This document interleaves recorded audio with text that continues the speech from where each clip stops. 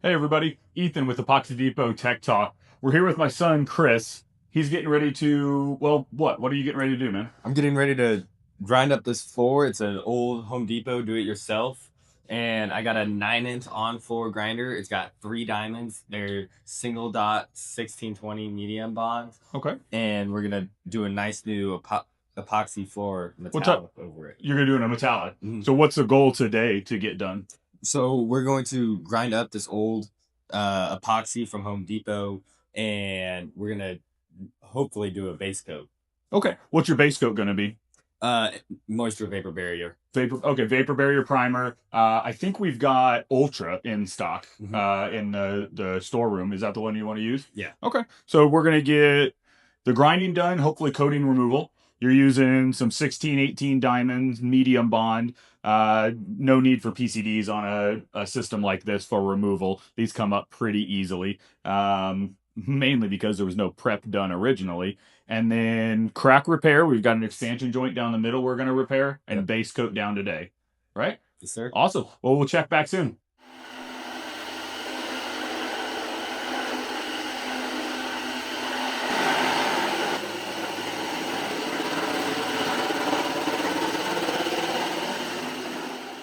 All right, so Chris, can I call you Chris? Yeah. Okay, I had to do a quick wardrobe change. Do I look nice? Yeah. Thanks. Real nice. Epoxy Depot. You're about halfway done. It looks like you've been going at it for 20 minutes. It seems to be going pretty well. Tell me about it. How's it looking? It's working real well. The 9-inch works just fine. Yeah. I'll have to come back and hit the edges Sure. and do the cracks. But other than that, nothing hard. CSP 2 to 3 is what we're looking for on a floor like this. That's what's going to get us that good mechanical bond with our next coat of material. I see you got safety equipment on. I know I require you to do that, but tell me about it, man. Why are you wearing that? Why is it important to you? So the ear protection, because we're using loud equipment and Sure. we don't want to go deaf. Yeah. Then we got eye protection in case any dirt or debris. I like it. Yeah. A lot of aggregate, a lot of sand and stuff. And then a respirator. Why is that important to you? So we have the vacuum to keep the dust low, but Sure. that doesn't keep it all out. Right. So there's still dust going to get kicked up and old epoxy getting kicked up in the air, and we don't want to breathe that in. All right, so we're back checking in on Chris. It looks like the vast majority of the surface prep has been done. Couple more areas need hit. What do you got left? I got to hit the cracks and with the crack chase blade, and then I got to hit the corners with a multi-tool and with a corner trap diamond on it. Oh, okay, got it. The vibrating tool. Yep. You're gonna grab the multi-tool, the little multi-dot one. Awesome. That helps you get right up in the corners. What about the bathroom? I see we're gonna do the bathroom as well. Did you get around the toilet flange? That's a useful tool to kind of clean up around there too if you need to, because we'll flow right up underneath of it before we put that toilet back in place. So going forward, plan is finish up surface prep. Yep. Chase the cracks out and expansion joints. Patch those. What are we using for patch material? We're gonna use gel patch as our patch material. It's about like 30-minute work time. Yeah. And then 2 hours till it's cured. Yep, 2 hours till it's cured. So you're gonna patch them, overfill them, let it set up entirely, and then grind that back flush. That's a great idea. So anytime you're doing a metallic surface, you want to overfill those joints, overfill those repair material, or overfill the repair areas, so that you can take your hand grinder and run them back down smooth. That also gives you the opportunity to hit any other areas you might have missed. Once you re-grind that back out, you might still have that expansion joint ghosting through, or that crack ghosting through. So it gives you the opportunity to put a little bit more patch material in that, because the better we prepare the surface now, the more glassed out our metallic will turn out, right? Yep. Right on, man. Good luck. We'll check in soon.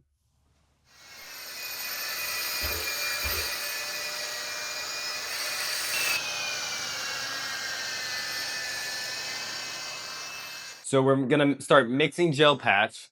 To mix gel patch, you need to get equal parts A, which is a white one. Don't want to get any extra in there.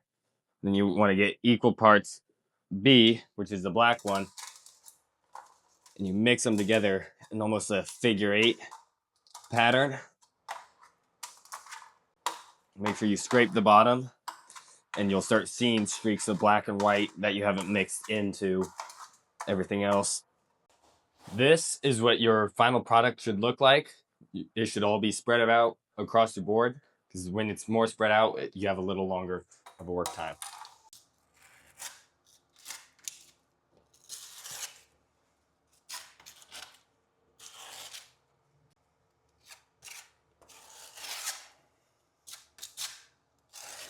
Remember, when you're patching with gel patch, you want to leave it a little overfilled or a little proud. So when you come back with your grinder, it'll be flush and nice and full, so you're not missing any areas.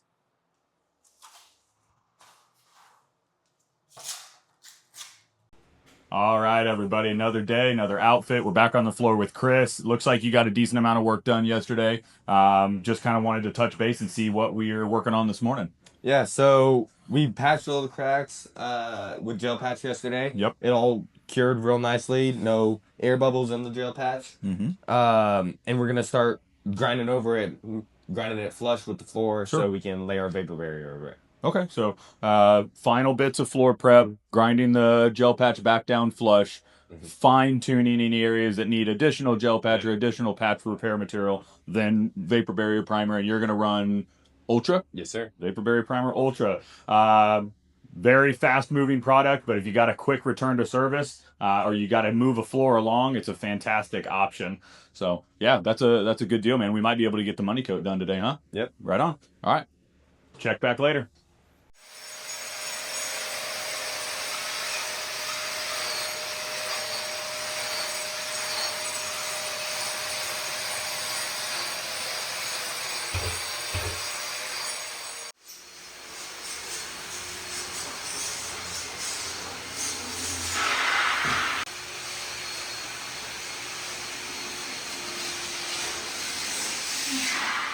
All right, everybody, we're back on the floor with Chris. Looks like his surface prep is done. He's done some crack mitigation, and his repair work looks great, in my opinion.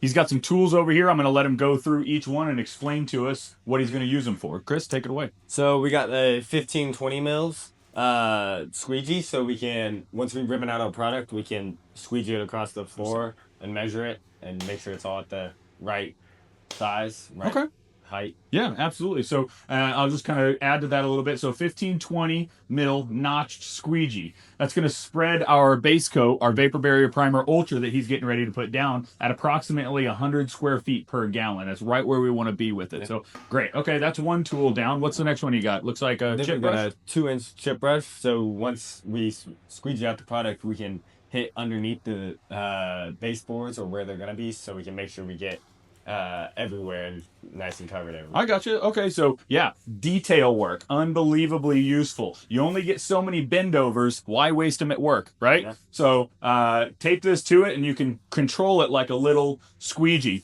Get around the detail, get around the corners, get around the edges where your garage door maybe comes down. It also is extremely handy for expansion joints. If you've got an expansion joint that you're going to honor and leave in place, if you overflow some material with your squeegee, this guy will get right down into it and pull that material back out. So really useful tool to have. Definitely have it available. If you don't use it, great. Put it back in the trailer, back into stock. But when you go to reach for it, when you're on the floor, it's nice to have. And then we got a weenie roller, a 4-inch, so we can hit on the edges, just more detailed work. We got green tape on it to remove any lint and any extra like debris that we don't want into our floor. So we'll remove this right before we lay our product, so we can make sure it's nice and clean. Perfect. Yeah, couldn't say it any better. Again, you might not use it every time, but set up these 4 tools every single time, so when you reach for them, they're available. You can always put it back in stock if you don't end up using it.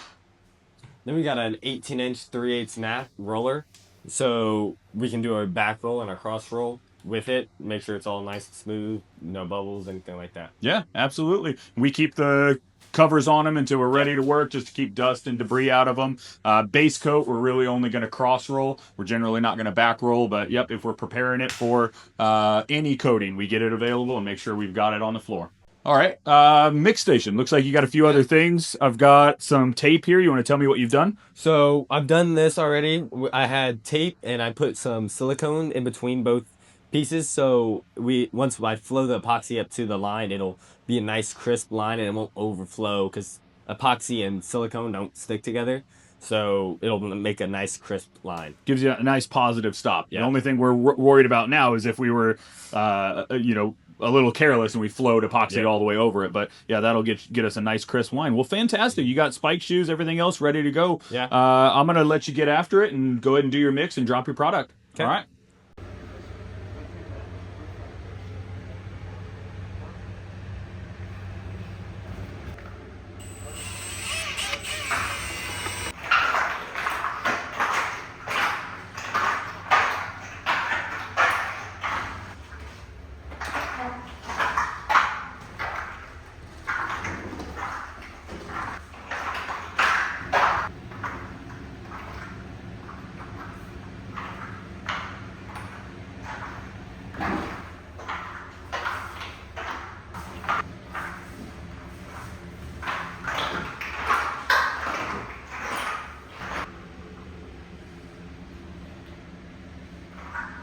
All right, it's a new day. Primer coat's been put down. Your base coat's down. Overall, what do you think? It turned out pretty well. We have a couple areas we need to come back and patch, make sure it's nice and smooth. Okay. And we're gonna take the swing buffer, the 20-inch, Okay. with 100 grit sandpaper, and we're just gonna go over the whole thing, pop all the bubbles, Okay. make it smoother. Okay. Yeah. So a little bit of trash on the floor, some micro bubbles throughout, couple imperfections. So we're going to fine tune those this morning, or Chris is going to fine tune those rather. So yeah, he's going to sand the entire system out, see what we need to patch, where we need to patch, and kind of go from there. All right.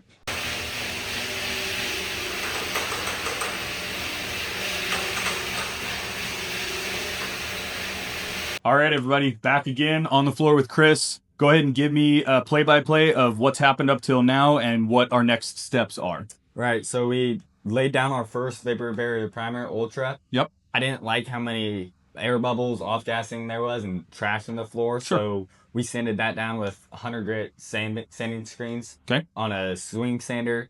Then we laid down our second build coat, Ultra again. Okay. And much better. Yeah. This time really looks nice. Contaminants and trash. Okay, so what's the upcoming step? What are we doing now? So we just acetone mopped, and we're getting ready to lay down our money coat. Okay. With red, white, and blue. Nice. And then some RCM with crown gold and some glitter in it. Nice. Okay, so you're going to do crown gold and the fusion ice spray? Yes, sir. That'll be killer. That's going to be a busy floor, but it's going to look really good.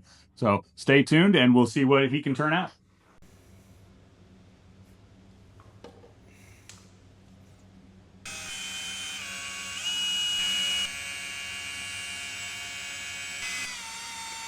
Nice thing about Rubik's is you don't gotta mix your pigments in 24 hours in advance. You can dump them in almost the same time you dump the part B in, and it'll have nearly no comments in it.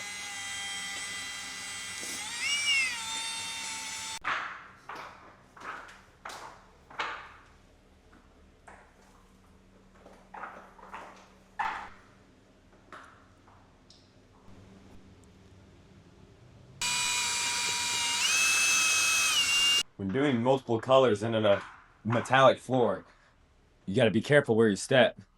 Because if you step in one color, it can transfer to the next and end with a way you don't want it to look. When dumping buckets, you only want to do it for 10 seconds at a time. You don't want any soft spots from unmixed product on your floor.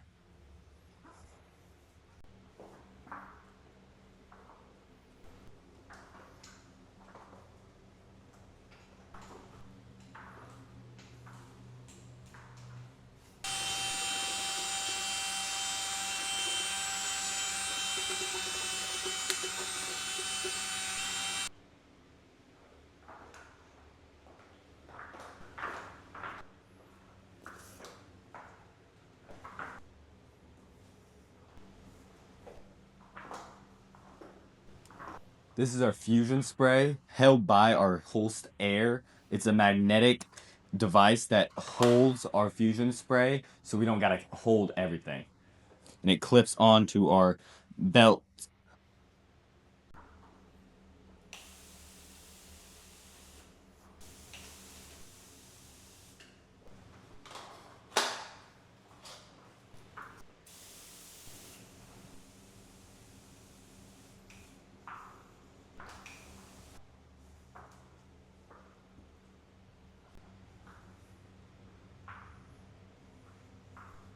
What do you think?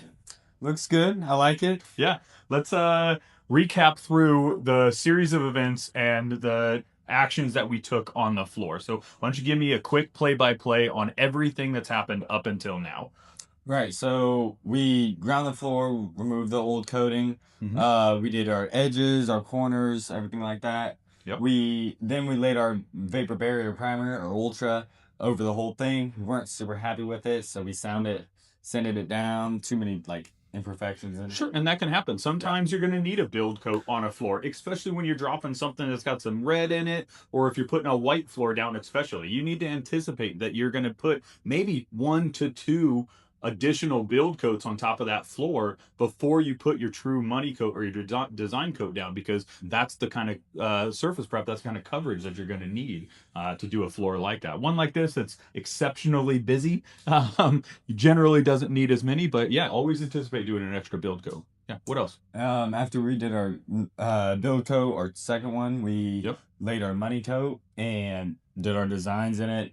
It flowed out really nicely. I think so. Yeah, my favorite's kind of like right in here. I like all the blue. Yeah, but it's a killer looking floor, man. And then we're going to do our T2 mop on. So we're going to mop it on, and it's going to be a glossy look. Okay, yeah, so your final system that we're going to put down, the final product we're going to put down is a Primera T2 wet on dry. So we're going to put it down on this cured out floor to get a gloss finish. That's going to be overall aesthetic that we're going for here. Cool. So just to kind of recap the whole thing, we're going to show you the top coat and then finish with some overall images of the finished floor. But if you're a contractor, main takeaway from stuff like this is epoxy flooring is for everybody. 16-year-old kid that's been around it for a little while can accomplish a floor with the right instruction and enough attention to detail. That's a huge factor with these. Don't be intimidated by these floors. They're very approachable. There is a decent amount of material and stuff that goes into them. Just to kind of go back over our coverages really quick. The first coat we put down was a vapor barrier primer. That was direct to concrete. We put that down at 15 to 20 mils. That's wet film thickness. That's going to be approximately 80 to 100 square feet per gallon. So one 3-gallon kit of product will cover about 300 square feet. Obviously, this was 180 square foot space. We ended up splitting the kit basically in half and using that as our interim coats. We also did that for our build coat. And then our metallic went down at about 30 to 32 square feet a gallon. Now, if you're not going for such a dramatic melt, such a dramatic effect, you could go as little as 50 square feet a gallon, but I always try to average about 35 to 40 square feet a gallon. The Primera top coat that we're going to put down, that goes down at approximately 600 square feet per gallon. It's a spray down application. As Chris said, we're going to do a mop application, so we're going to spray it down and then mop it with a microfiber pad. You'll get to see that. I keep saying we. I haven't done anything on this floor. It's all been Christian, which has been fantastic. You did a phenomenal job. Last thing I'll leave you with is, if you're watching this and you're a homeowner, find the right contractor and you will have a floor that will last generations. But just understand, these are bespoke, one-off, custom systems. Each and every one of them is going to be different. The way the epoxy flows out job to job, depending on the concrete slab, is all going to be different. So find the right artist to work with, find the right install company to work with. Obviously insist that they use the highest quality products on their floor, and you're going to have a fantastic system.